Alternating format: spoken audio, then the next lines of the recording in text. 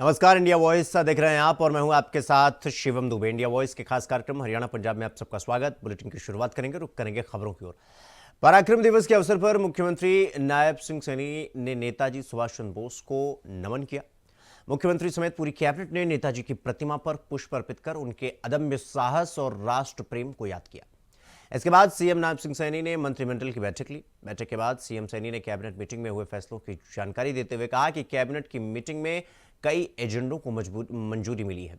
राज्य के पूर्व कर्मचारी जिनके विभाग मर्ज हुए थे उनके लिए पेंशन का प्रावधान किया गया है। ऐसे सभी पूर्व कर्मचारियों को 6 से 20 हजार रुपए दिए जाएंगे।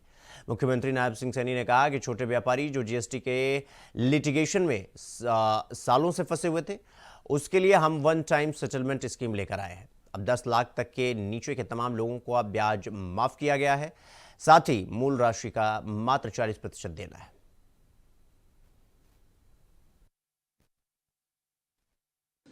इन्होंने वायदा किया था, यही तो लोगों के अंदर रोष है। दिल्ली के लोगों में और रोष नहीं है। ये केजरीवाल ने मंचों पे खड़े होकर के कहा था कि मैं गरीब व्यक्ति के बेटे को डॉक्टर बनाऊंगा, मैं गरीब के व्यक्ति के बेटे को इंजीनियर बनाऊंगा। ये केजरीवाल के कहे हुए शब्द हैं, ये किसी और के नहीं कहे। इसने ये नहीं कहा था कि मैं शराब की नीति लेके आऊंगा। अब फिर बार बार कह रहे हैं अभी मॉडर्न नीति लेकर आवांगे। भाई तेरे हाथ जोड़ा, 5 तारीख तक चुप रहो, उसके बाद तो बीजेपी आ रही है अपने आप करेगी। मैंने कहा, मैंने मंच के ऊपर भी कहा वहां पर भी, भाई मारे यहां से तय तो कह रहा गरीब व्यक्ति के बेटे को हम डॉक्टर इंजीनियर बनाएंगे। ये आज से 10 साल पहले केजरीवाल ने कहा था। परंतु मैंने ये भी कहा है केजरीवाल को कि आप हरियाणा के अंदर आकर के देखें, हमारी हरियाणा सरकार ने गरीब परिवार के बेटे को बिना पर्ची बिना खर्ची के आईसीएस अधिकारी बना दिया। ये नीति का फर्क है ना। उसकी शराब की नीति है, हमारी विकास की नीति है, मोदी जी के नेतृत्व में चल। हरियाणा को प्रदूषण मुक्त करने के लिए हरियाणा क्लीन एयर प्रोजेक्ट की डीपीआर को भी मंजूरी दी है। हम देखते हैं शहरों के अंदर भी और अन्य स्थानों के ऊपर भी, चाहे कहीं पर भी है, जो पोल्यूशन का एक विषय बार बार आता है, उठता है, उसको लेकर के हरियाणा को प्रदूषण मुक्त करना, उसके लिए हरियाणा क्लीन एयर प्रोजेक्ट की डीपीआर को मंजूरी दी गई है। लगभग 3647 करोड़ रुपए के कुल इसको पर परियोजना पे खर्च होंगे, निवेश होगा।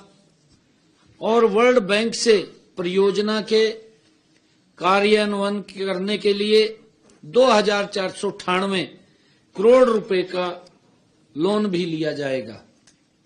हरियाणा सरकार द्वारा 1066 करोड़ रुपए का योगदान इस परियोजना के अंदर दिया जाएगा और अनुदान के रूप में 83 करोड़ रुपए आवंटित किए जाने का भी प्रावधान किया गया है।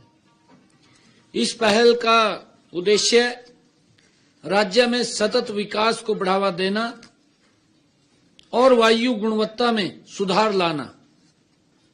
इस योजना के तहत वर्ष 2030 तक हरियाणा को प्रदूषण मुक्त राज्य बनाने का लक्ष्य वो रखा गया है। हरियाणा क्लीन एयर प्रोजेक्ट को आगामी 6 वर्षों में चरणबद्ध तरीके से क्रियान्वयन किया जाएगा। इसके तहत विभिन्न विभागों के सहयोग से हवा प्रबंधन के लिए क्षमता निर्माण, विभिन्न सेक्टरों में प्रदूषण से निपटान के उपाय और अन्य गतिविधियों को अपनाया जाएगा।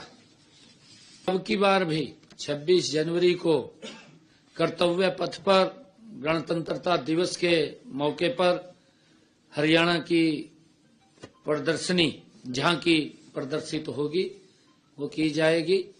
ये हमारे लिए गर्व की बात है। और जनसंपर्क एवं सूचना विभाग द्वारा झांकी की थीम वो समृद्ध हरियाणा, विरासत और विकास है, वो तैयार किया गया है। ये हमारे लिए गर्व की बात है जो हरियाणा की सांस्कृतिक विरासत से लेकर आधुनिक हरियाणा की झलक का इस झांकी के जरिए कर्तव्य पथ पर वो प्रदर्शित होगी, दिखेगी। भगवान श्री कृष्ण के गीता के ज्ञान से लेकर आधुनिकता के साथ बढ़ता हरियाणा और हमारे खिलाड़ियों के साथ इस झांकी को गणतंत्र दिवस के मौके पर ये चलेगी। ये हमारे लिए बड़े गर्व की बात है। हमने कैबिनेट में कई महत्वपूर्ण फैसलों पर आज निर्णय हुआ है। हमारे जो कर्मचारी थे जैसे MITC या हमारे कन्फेड हरियाणा मिनरल लिमिटेड, हथकरघा। तो दिल्ली विधानसभा चुनाव से पहले आम आदमी पार्टी के नेता अरविंद केजरीवाल और पंजाब के CM भगवंत मान की मुश्किलें बढ़ गई हैं। इन दोनों नेताओं के खिलाफ 100 करोड़ रुपए की मानहानि का मुकदमा हुआ है। नई दिल्ली विधानसभा क्षेत्र से बीजेपी उम्मीदवार प्रवेश वर्मा ने दोनों आम आदमी पार्टी नेताओं के खिलाफ यह मुकदमा दायर किया है। प्रवेश वर्मा ने नोटिस में 48 घंटे में बिना शर्त माफी और 50-50 करोड़ के हर्जाने की मांग की। प्रवेश वर्मा ने नोटिस में कहा है कि उन्होंने जनवरी को अपने दिए बयान में दिल्ली में चुनाव प्रचार में इस्तेमाल हो रही पंजाब मशीनरी, अधिकारियों और गाड़ियों को लेकर वाजिब सवाल उठाया था। लेकिन केजरीवाल और भगवंत मान ने ट्वीट के जरिए यह दुष्प्रचार किया है कि मैंने पंजाबियों का अपमान किया है। प्रवेश वर्मा ने यह भी कहा कि अगर वो ये मानहानि का मुकदमा जीत जाते हैं तो उससे मिलने वाली राशि का इस्तेमाल नई दिल्ली विधानसभा क्षेत्र के विकास कार्यों में करेंगे।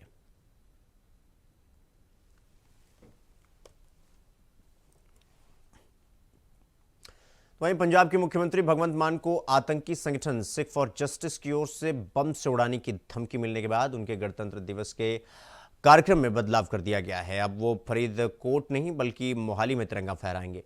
कार्यक्रम बदलने का फैसला पंजाब सरकार ने बुधवार देर रात लिया था। हालांकि तब तक उनके कार्यक्रम की जगह तय नहीं की गई थी। आज सरकार की ओर से नोटिफिकेशन जारी कर इसकी सूचना दी गई है। फरीदकोट में अब विधानसभा स्पीकर कुलतार सिंह संधवा तिरंगा फहराएंगे। इसके अलावा SFJ चीफ खालिस्तानी आतंकी गुरपतवंत सिंह पन्नू के खिलाफ फरीदकोट में FIR दर्ज हो गई है। उसने CM मान को बम से उड़ाने की धमकी दी थी। पन्नू ने वीडियो जारी कर कहा था कि जो उल्टा चलता है उसका हश्र पूर्व मुख्यमंत्री बेअंत सिंह जैसा होगा। पन्नू ने कहा कि सिख युवा तिरंगा हाथ में न लें, वो सिर्फ खालिस्तान का झंडा ही पकड़े।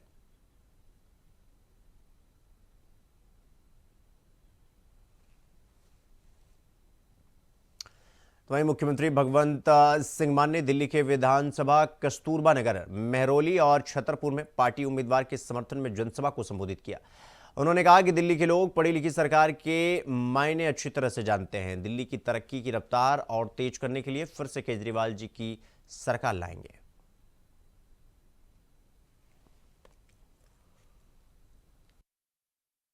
आज कस्तूरबा नगर की मार्केट में, कोटला मुबारकपुर मार्केट में आने का मौका मिला।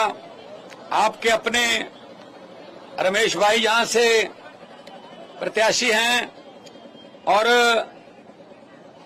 जितना मुझे पता चला है कि पूरा कस्तूरबा मार्केट जो है, कस्तूरबा विधानसभा ने ये मन बना लिया है कि 5 तारीख को झाड़ू यहां चलेगी। 5 तारीख को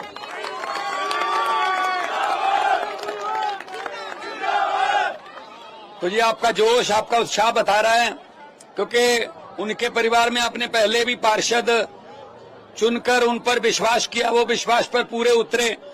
तो अभी विधानसभा की सीढ़ियां चढ़ाओ ताकि अच्छे बंदे जाएं और वो आपके इस इलाके की समस्याओं को सरकार के सामने रखें और समस्याएं हल हो। 5 तारीख को चौथे नंबर पर बटन है, मशीन में चौथे नंबर पर है, नतीजे में पहले नंबर पर आना है। अरविंद केजरीवाल दे दिल दे विच तुसी रहने हो। असि कोई पैसा कमाउण नहीं आए राजनीति च, असि कोई ठगियां मारने नहीं आए, हम कोई घोटाले करने के लिए नहीं आए। हम तो लड़ाई की बात करने वाले नहीं हैं, हम बच्चों की पढ़ाई की बात करने वाले हैं। हम अस्पतालों की बात करते हैं, हम बिजली पानी की बात करते हैं, हम सड़कों की बात करते हैं, हम महिलाओं को मुफ्त बस सफर की बात करते हैं, हम 2100 रुपया महिलाओं की जेब में हर महीने देकर उनका मान सम्मान बढ़ाने की बात करते हैं। और ये हमेशा लड़ाई की बात करते हैं बीजेपी वाले। गालियां, सुबह उठ के अरविंद केजरीवाल को गालियां, कभी किसी को गालियां, गालियां, बस इनके पास और कोई एजेंडा नहीं है। कैसी विडंबना है, बीजेपी के पास एजेंडा कोई नहीं है, पूरी दिल्ली घूम ली, कांग्रेस का झंडा कोई नहीं है, मुझे तो नजर नहीं आया कहीं पर। और अरविंद केजरीवाल जैसा डंडा कोई नहीं है। करे कोई काम डंडे से करवाते हैं, फिर हमें काम करवाने आते हैं, काम करो।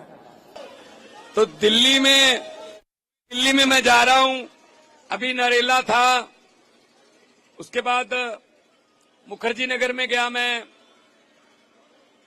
तिमारपुर विधानसभा में आपके पास आया हूं। जहां भी दिल्ली जाता हूं, चाहे वो उधर जमुना पार है, कृष्णा नगर, गीता कॉलोनी, वजीराबाद, जहां भी, इधर तिलक नगर, रजौरी गार्डन, पंजाबी बाग, हरिनगर, जहां भी जाता हूं लोग यही कह रहे हैं कि 5 तारीख को झाड़ू से सफाई करेंगे।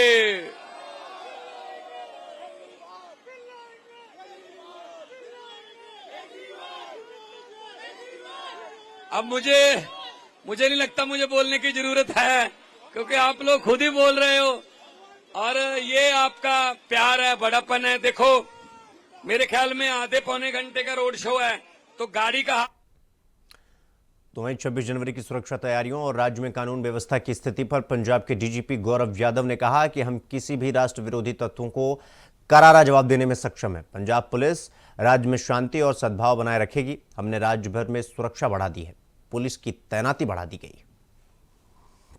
अपने सीएम साहब सरदार भगवंत मान ते अरविंद केजरीवाल जी ਦੀ ਥ੍ਰੈਟ ਬਾਰੇ ਸਾਨੂੰ ਟਾਈਮ ਟੂ ਟਾਈਮ ਰਿਪੋਰਟਸ ਆਉਂਦੀਆਂ ਹੈਗੀਆਂ ਤੇ ਉਹ ਅਸੀਂ ਕੰਸਰਨਡ ਏਜੰਸੀਜ਼ ਨਾਲ ਅਸੀਂ ਸ਼ੇਅਰ ਕਰਦੇ ਹੈਗੇ ਤੇ ਅੱਜ ਸਾਨੂੰ ਦਿੱਲੀ ਪੁਲਿਸ ਤੇ ਇਲੈਕਸ਼ਨ ਕਮਿਸ਼ਨ ਦੀ ਹਦਾਇਤਾਂ ਤੋਂ ਬਾਅਦ ਜਿਹੜਾ ਪੰਜਾਬ ਪੁਲਿਸ ਦਾ ਕੰਪਲੀਮੈਂਟ ਜਿਹੜਾ ਸੀਗਾ ਕੇਜਰੀਵਾਲ ਸਾਹਿਬ ਦੀ ਸਿਕਿਉਰਿਟੀ ਦੇ ਵਿੱਚ ਉਹ ਅਸੀਂ ਉੱਥੋਂ ਵਿਡਰਾ ਕੀਤਾ ਹੈ ਤੇ ਅਸੀਂ ਆਪਣਾ ਕੰਸਰਨ ਜਿਹੜਾ ਹੈਗਾ ਉਹਦਾ ਨਾਲ ਸ਼ੋ ਕੀਤਾ ਹੈ ਤੇ ਅਸੀਂ ਇਨ ਟੱਚ ਰਹਾਂਗੇ। ਅਸੀਂ ਆਪਣੇ ਇਨਪੁਟਸ ਜਿਹੜੇ ਹੈਗੇ ਉਹ ਦਿੱਲੀ ਪੁਲਿਸ ਨਾਲ ਅਸੀਂ ਸ਼ੇਅਰ ਕਰਦੇ ਹਾਂ। ਅੱਜ ਮੈਂ ਇੱਥੇ ਬਠਿੰਡਾ ਰੇਂਜ ਵਾਈਜ਼ 26 ਜਨਵਰੀ ਦੇ ਮੱਦੇਨਜ਼ਰ ਮੈਂ ਮੀਟਿੰਗਸ ਕਰ ਰਿਹਾ ਤੇ ਪੁਲਿਸ ਆਫਸਰਸ ਨਾਲ ਲੇਟੈਸਟ ਇਨਪੁਟਸ ਸ਼ੇਅਰ ਕਰਕੇ ਉਹਨਾਂ ਨੂੰ ਨਾਲੇ ਪ੍ਰੀਪੇਅਰਡਨੈਸ ਬਾਰੇ ਤੇ law and order the review ਕਰ ਰਿਹਾ ਤੇ ਅੱਜ ਸਵੇਰੇ ਮੈਂ ਫਿਰੋਜ਼ਪੁਰ ਰੇਂਜ ਤੇ ਫਰੀਦਕੋਟ ਰੇਂਜ ਦੀ ਮੀਟਿੰਗ ਕੀਤੀ ਸੀ। ਹੁਣ ਬਠਿੰਡਾ ਦੇ ਵਿੱਚ ਬਠਿੰਡਾ ਰੇਂਜ ਦੀ ਮੀਟਿੰਗ ਕਰਨ ਤੋਂ ਬਾਅਦ ਫਿਰ ਪਟਿਆਲੇ ਦੇ ਵਿੱਚ ਮੈਂ ਅੱਜ ਤੀਜੀ ਮੀਟਿੰਗ ਰੱਖੀ ਤੇ ਨਾਲ ਦੀ ਨਾਲ ਜਾਨੇ ਰੈਨੋਵੇਟਡ ਕਾਨਫਰੰਸ ਹਾਲ ਦੀ ਇਨੋਗ੍ਰੇਸ਼ਨ ਕਰਾਈ ਹੈ ਬਠਿੰਡਾ ਪੁਲਿਸ ਨੇ ਤੇ ਇੱਕ ਓਵਰਆਲ ਜਿਹੜੀ ਪੁਲਿਸ ਵਰਕਿੰਗ ਦਾ ਇੱਕ ਨਾਰਮਲ ਹਿੱਸਾ ਹੈ। टाइम टू टाइम विजिट्स करके ऑफिसर्स नाल इंटरैक्ट करके उन्हां दी ब्रीफिंग की जाती है, लेटेस्ट इनपुट्स शेयर किए जाते हैं। गुरजीत साहब जो दी एक्टिविटीयां बड़ियां वादियां फरीदकोट लेटेस्ट। तो वहीं ऊर्जा मंत्री अनिल विज ने दिल्ली चुनाव में बीजेपी की सरकार बनने का दावा किया है। उन्होंने कहा कि भारतीय जनता पार्टी बहुमत के साथ दिल्ली में सरकार बनाएगी। मेरा 35 से 40 साल का चुनावी राजनीतिक अनुभव मुझे बताता है कि चुनाव में हमेशा ऐसा ही होता है, जो हार रहा है वो शिकायत करता है, जो जीत रहा है वो कभी शिकायत नहीं करता। ये रोज रोज की शिकायतें और उनके निराश चेहरे साफ संकेत देते हैं कि इस बार दिल्ली में केजरीवाल खत्म हो गए।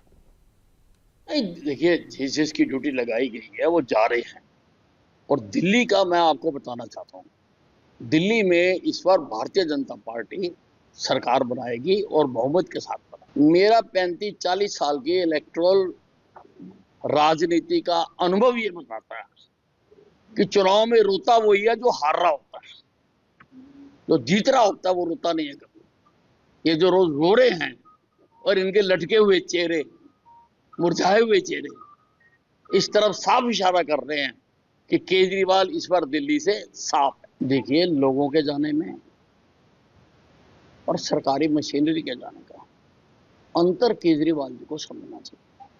कार्यकर्ता जाए करते हैं, सारे देश से जाते हैं, लीडर भी जाते हैं, नेता भी जाते हैं, मंत्री भी जाते हैं, लेकिन जब वो मशीनरी कहते हैं, तो मशीनरी तो फिर अधिकारी आगे सारे ना तब उनको एक्सप्लेन करना पड़ेगा कि वो क्या करने गए थे, क्या कर रहे हैं। इब्तिदाई इश्क रोता है क्या, आगे आगे देखना होता है क्या।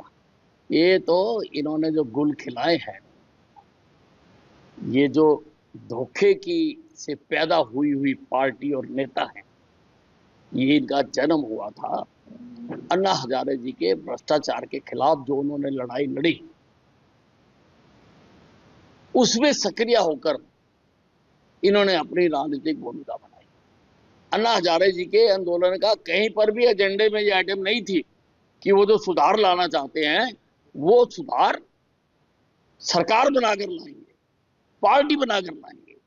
इन्होंने उनकी लोकप्रियता को धोखे से बनाकर अपनी राजनीतिक बनाई, और धोखे से पैदा हुई कोई भी चीज हो उसका नतीजा धोखा ही निकलता है। यमुना ये नहीं साफ कर सके, लोगों को शुद्ध पीने का पानी ये नहीं मुहैया करा सके, शुद्ध वायु ये नहीं मुहैया करा सके। प्रदूषण से आज भी दिल्ली विश्व के कई देशों में सबसे ज्यादा है। ना पानी पीने को दिया तुमने, ना बिजली तुमने दी लोगों को, ना अच्छी सड़कें दी तुमने लोगों को, और दारू की गली गली में दुकानें खोल दी। ये है तुम्हारी आम आदमी पार्टी की राजनीति। नहीं, मुझे वहां पर रास्ते में मुझे अक्सर मिल जाते हैं लोग, तो वहां भी लोग मिले और उन्होंने बताया कि यहाँ पर बहुत ओवरलोडेड ट्रक चल रहे हैं। तो मैंने उसी वक्त वहां के आरटीए को फोन करके कहा कि इसको आप रोकिए, सख्ती से रोकिए, नहीं तो आप जानते हो कि मेरा नाम अनिल विज है और मैं क्या करता हूं। तो ये हम बिल्कुल बर्दाश्त नहीं करेंगे। मैं सभी से कहना चाहता हूं, सभी सड़कों पर लोगों की जिंदगी पर रहम खाइए।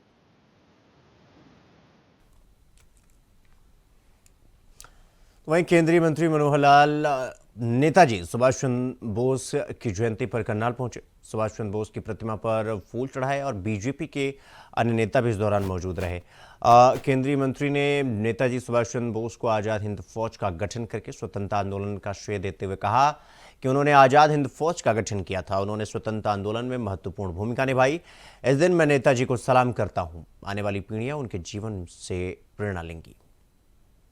दिल्ली में देखिए बहुत अच्छा वातावरण है और मैं समझता हूं कि दिल्ली में इस बार जो एक 10 साल का मैं उसको कहूंगा कि ग्रहण ही लगा हुआ दिल्ली के ऊपर, और उससे मुक्त होकर के और दिल्ली की जनता एक अच्छा शासन प्रशासन लाएगी। भारतीय जनता पार्टी में अपनी सरकार बनाएगी। बात शेख चिल्ली के शेख ही का कोई सीमा थोड़ी होती है, कोई भी शेख करे। आज तक आखिर 10 साल से, बल्कि 10 साल से ज्यादा हो गए उसको, और वो लगा रहा है, आज तक दिल्ली कुछ कर नहीं पाया। अब अगले उसको याद आ रहे हैं जब सब उसके नीचे से जमीन खिसक रही है, तो बड़े बड़े वादा करना तो बड़ी आसान बात है। इस प्रकार के विषयों में अदालतें, कानून अपना काम करेगी, उस विषय में कोई टिप्पणी करना जरूरी नहीं। करनाल लोकसभा क्षेत्र में खास करके ये जो मुणक का बहुत ऐतिहासिक रेस्ट हाउस है इरिगेशन डिपार्टमेंट का, यहाँ 2 गांव की मीटिंग मैंने बुलाई थी और दोनों गांव के लोगों से, जो प्रमुख यहाँ के नागरिक हैं, उनसे गांव के बारे में चर्चा हुई। गांव का विकास और खास करके लोगों के जो कठिनाइयाँ, समस्याएं वो सब सुनी है, उनको सबको हल कराएंगे।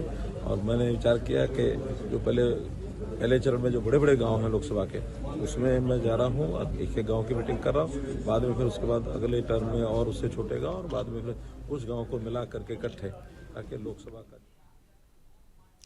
तो अगली खबर अम्बाला से है, जहां शहर के वार्ड 14 की महिलाएं अपनी शिकायत लेकर निगम के कमिश्नर से मिली और उन्होंने बताया कि पहले तो सिर्फ बारिश के दिनों में ही नालियों में पानी भर जाता था, लेकिन अब बिन बादल के पानी और 12 महीने पानी पड़ा रहता है और घर में पानी घुस जाता है। इसके साथ ही बदबू और मच्छर और सांपों का आतंक फैला रहता है। अभी हम इसमें तो मुझे जनता का ज़्यादा सहयोग चाहिए। आप हमें हमारा एक नंबर है, toll free number, WhatsApp number है, आप हमें फ़ोटो भेजें। हमारा प्रॉमिस है कि हम 60 मिनट के अंदर वहाँ पे एक टीम भेजेंगे, सफाई तो करा ही देंगे, और जो भी लिटरिंग कर रहा है उसके अगेंस्ट चलानिंग भी करेंगे। ये शहर हम सबका है। सर नंबर बोल दीजिए। अगली खबर मोगा से है, जहां बसंत पंचमी के दिन को ध्यान में रखते हुए पुलिस की ओर से चाइना डोर की बिक्री को लेकर दुकानों पर सर्च ऑपरेशन चलाया गया। वहीं इसके 2 मामले सामने आए हैं, जहां एक आरोपी के पास से 5 चरखी चाइना डोर तो वहीं दूसरे आरोपी के पास से 7 चरखी डोर सहित गिरफ्तार कर उसे मामला दर्ज कर आगे की कार्रवाई शुरू की गई।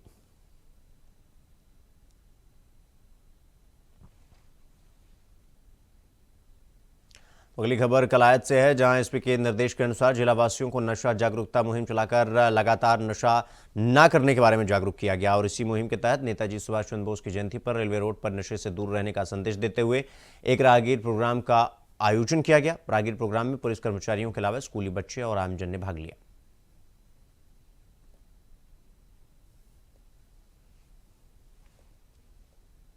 तो लोकतंत्र की रक्षा के लिए किए गए अनुकरणीय त्याग और बलिदान के लिए हरियाणा सरकार ने लोकतंत्र सेनानियों और उनके परिजनों को जिला सचिवालय के सभागार में ताम्रपत्र देकर सम्मानित किया। और लोकतंत्र सेनानियों ने उस समय की कठिन परिस्थितियों में संघर्ष कर लोकतंत्र के दीप को जलाए रखने में जो लोग निरंतर सम्मान के हकदार हैं, स्वतंत्रता सेनानियों ने बताया कि वो ताम्रपत्र हमें पहले ही मिल जाना चाहिए था।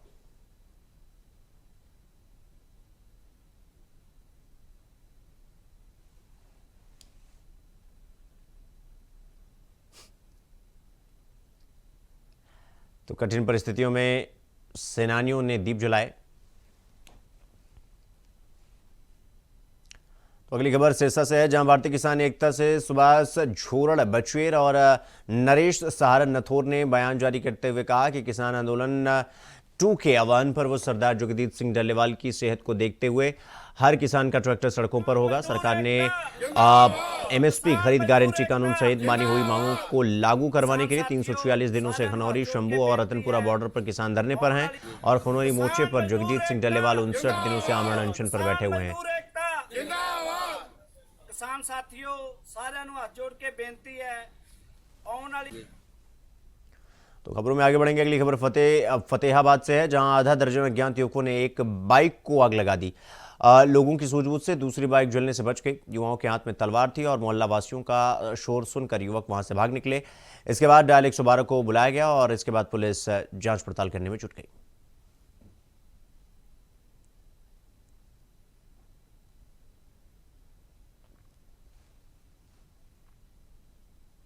वहीं प्रधानमंत्री नरेंद्र मोदी ने 22 जनवरी 2015 को हरियाणा के पानीपत से बेटी बचाओ बेटी पढ़ाओ अभियान की शुरुआत की थी। यह अभियान देश में घटते बाल लिंग अनुपात और महिला सशक्तिकरण से जुड़े मुद्दों से संबंधित था।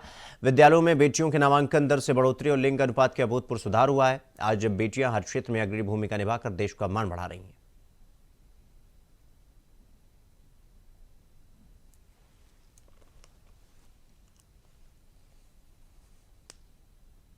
तो हरियाणा पंजाब में आज के लिए बस इतना ही। देश और दुनिया की तमाम खबरों को देखने के लिए देखते रहिए वॉइस। नमस्कार।